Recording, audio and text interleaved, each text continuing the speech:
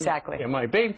Meanwhile, it was very clear yesterday the President of the United States was there in the East Room of the White House. He was surrounded by mothers who had lost children at Sandy Hook less than 100 days ago, and he made it very clear Congress has got to do something. They got to pass more laws regarding gun control, and he wanted everybody, not only in that room, but across the country, to call their member of Congress and remind them about Newtown. Here's the President. None of these ideas should be controversial. Why wouldn't we want to make it more difficult for a dangerous person to get his or her hand on a gun? Why wouldn't we want to close the loophole that allows as many as 40% of all gun purchases to take place without a background check? Why wouldn't we do that? So some on the GOP side are not going to be happy with this particular move, and they're actually saying that they may filibuster. Now, here's what it would take. It would be a 60-vote threshold in the Senate to actually pass any kind of gun control measures, and it would be a tough hurdle to clear, especially if the Republicans are going to filibuster. And guess who's at the front of the line? It's a guy who just recently did this, Senator Rand Paul. Right, Eric? Yeah, absolutely. So first of all, we need to point something out. President Obama had the backdrop. He used the stage again. He used the, kind of, some will say it's props to use to push his political agenda. Right.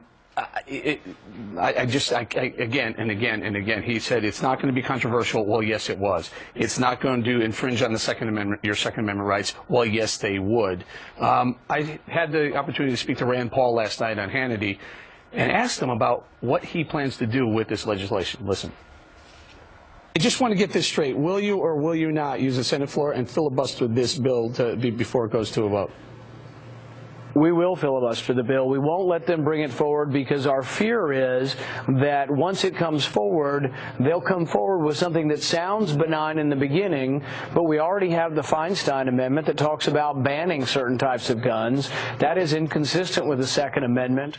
Okay, just throw this in here. So what they're worried about on the right, and Rand Paul specifically, is that there'll be a bill that hits the Senate floor. Harry Reid will bring the bill, and then there'll be all these amendments. They'll keep loading them up with amendments, and eventually they're concerned about some of the amendments actually passing. As of right now, it doesn't look like any of them will.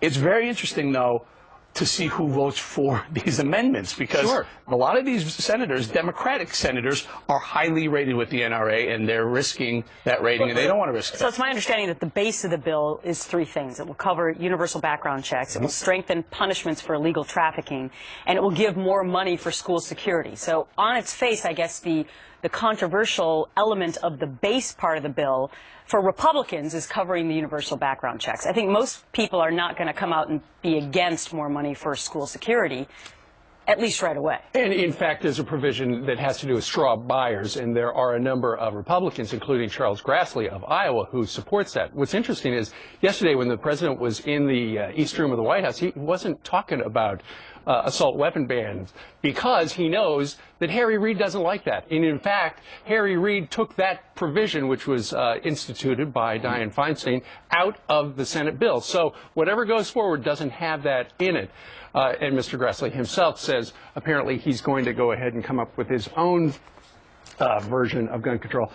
And what the president essentially did was he had essentially a 13-minute guilt trip telling people, don't forget the kids. Shame on us, he said repeatedly. And what's interesting, shame on us, though, for what? That a crazy person got a gun and killed people? We feel terrible about that. But the rules on the law, there are plenty of laws out there today that simply are not being enforced. And that's really the point of this. The things that you read, Gretchen, the 3 points, most of them are there already. Illegal gun trafficking. Okay, you're not supposed to do that. There is funding for certain types for the schools, and certain types they want to beef it up. Okay. The universal background check, I don't know, okay, you want to do that, that's fine, but the amendments are concerning, and the one that they're most concerned about, the amendment that they're most concerned about, isn't weapons or the magazine, multiple shot magazines.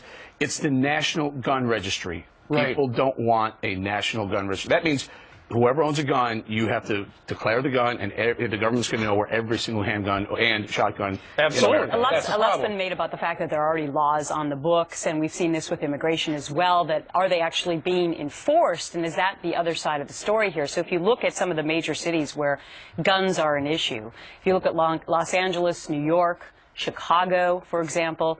These cities have prosecuted the fewest amount of crimes with relation to guns, and you would think, even though that they have a lot of crimes related to guns, that they would be prosecuting them because there are the laws on the books. But in effect, they're not, a recent study points out. So you have to wonder if that should be a central part of this argument as well. What do we already have on the books? Let's compare and let's start prosecuting those laws. And the ironic thing is the guy who's using $12 million of his own dollars, Mayor Michael Bloomberg, New York is one of those 3 cities, federal districts, that has the fewest number of federal prosecutions for gun laws. Keep in mind, those 3 places also have some of the strictest gun rules. And what are the top districts for enforcement? Where do they crack down on people? Southern Alaska, the state of Kansas, and Western Tennessee. That's where they enforce the rules.